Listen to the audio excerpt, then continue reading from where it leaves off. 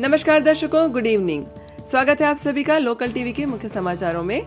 आज मैं कीर्ति हाजिर हूँ कागज नगर और उसके आसपास के कुछ खास समाचार लेकर।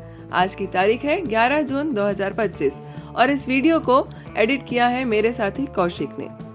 समाचारों को जानेंगे विस्तार से, लेकिन बिना देरी किए शुरुआत करते हैं आज के समाचारों की हेडलाइन से। चलते चलते चल बसा युवक, जय कोनप्पा, मिली नई जिम्मेदारी, कागज नगर में तूफान का तांडव, नाग बाबा का अपहरण। तो ये थे दर्शकों आज के समाचारों की हेडलाइंस। अब जानते हैं समाचारों को विस्तार से।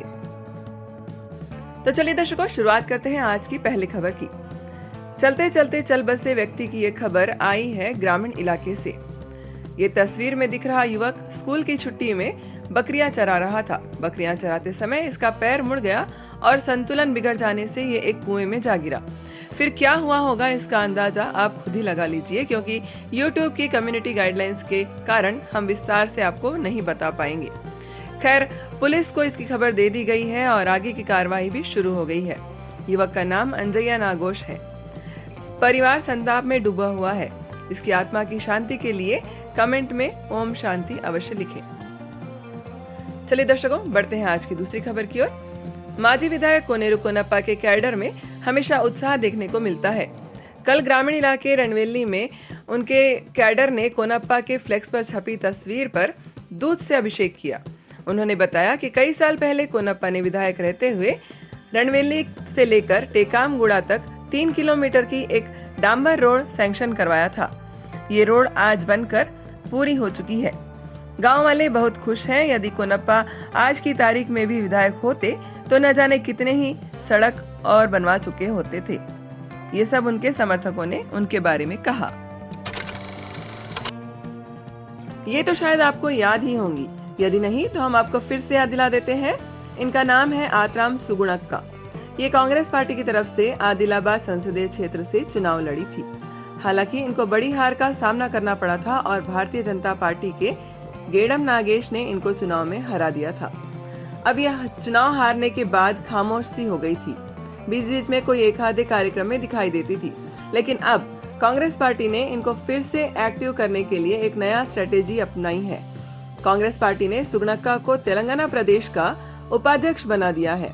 इससे सुगुणा जी के कार्यकर्ताओं और समर्थकों में फिर से जोश भराया है। उम्मीद है वो ये मैदान छोड़ेंगी नहीं और आगामी 5 साल बेज्जुर से लेकर बासर तक और रेबेना से लेकर तामसी तक हर मंडल और हर गांव में अपनी उपलब्धता दर्ज करवाती रहेगी। इनको नई पोस्ट मिलने पर मेरी और मेरी पूरी टीम की ओर से हार्दिक बधाइयां। दर्शकों, यदि आप भी सुगुणा जी को हार्दिक बधाइयां देना चाहते हैं तो कमेंट बॉक्स में कांग्रेचुलेशंस लिख सकते हैं। तो चलिए दर्शकों, बढ़ते हैं आज की चौथी खबर की ओर, जो कि जुड़ी है बारिश और तूफान से। कल बारिश और तूफान ने फिर से कागज नगर की कमर तोड़ दी। हर जगह विनाश ही विनाश है। देखिए, सफेद कार को, जो कि महाराष्ट्र से कागज नगर की ओर आ रही थी, ये कार कल बासंती नगर 4 नंबर गांव के पास ब्रिज के करीब रास्ते से नीचे उतर गई। गाड़ी को थोड़ा सा नुकसान पहुंचा है, लेकिन भगवान का लाख लाख शुक्र है कि गाड़ी में सवार सभी यात्री सही सलामत है। फिर देखिए दूसरी तस्वीर को, जो कि पेट्रोल पंप इलाके की है। यहाँ एक बड़ा सा पेड़ चलते हुए ऑटो पर आ गिरा। इसमें सिर्फ एक ऑटो चालक ही सवार था, जिसने मौके पर अपनी जान बचा ली, लेकिन ऑटो तो पेड़ के नीचे पूरी तरह पिचक गया। अब देखिए दर्शकों तीसरी तस्वीर को, जो कि है मेन हाईवे की। मेन हाईवे पर पेड़ गिर गए, जिसे कि नागरिकों और पुलिस विभाग वालों ने हटाकर ट्रैफिक जाम क्लियर किया। अब चौथे और अंधेरे तस्वीर को देखिए। दूर पर आपको SPM की चिमनी की रोशनी दिख रही होगी। यह तस्वीर कागज नगर के रेलवे स्टेशन के सामने से ली गई है, जहां पर पूरी तरह पानी भर गया था और स्टेशन पर करंट भी चला गया था। अब अगली तस्वीर है BSNL ऑफिस की। यहाँ एक बड़ा पेड़ गिर गया था। गनीमत है कि किसी की जान को कोई नुकसान नहीं पहुंचा। अब आखिरी तस्वीर है कापूवाड़ा की।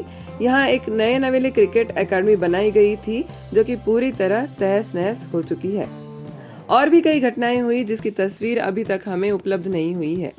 खैर, आप सभी खुद को इस बरसात और तेज हवा से बचाएं। ये कब आएगी कोई गारंटी नहीं है, इसीलिए अपनी सुरक्षा अपने हाथ में है। तो चलिए दर्शकों, बढ़ते हैं अब आज की आखिरी खबर की ओर। जहां एक और आंधी तूफान से लोग परेशान थे, वहीं दूसरी तरफ आदर्श नगर इलाके में मौजूद त्रिनेत्र शिवालय में चोरी हो गई है। यहाँ भक्तों ने भोले बाबा को एक चांदी का नाग बनाकर शिवलिंग पर अर्पित किया था। चोरों ने इसी चांदी के नाग को उठा लिया है। सुबह जब पुजारी यहाँ पहुँचे तो देखा कि नाग बाबा गायब है। तब से यहाँ हड़कंप मचा हुआ है। पुलिस को इसकी खबर दे दी गई है। अब देखते हैं नागोबा का अपहरण करने वाले चोर कब तक पकड़े जाते हैं।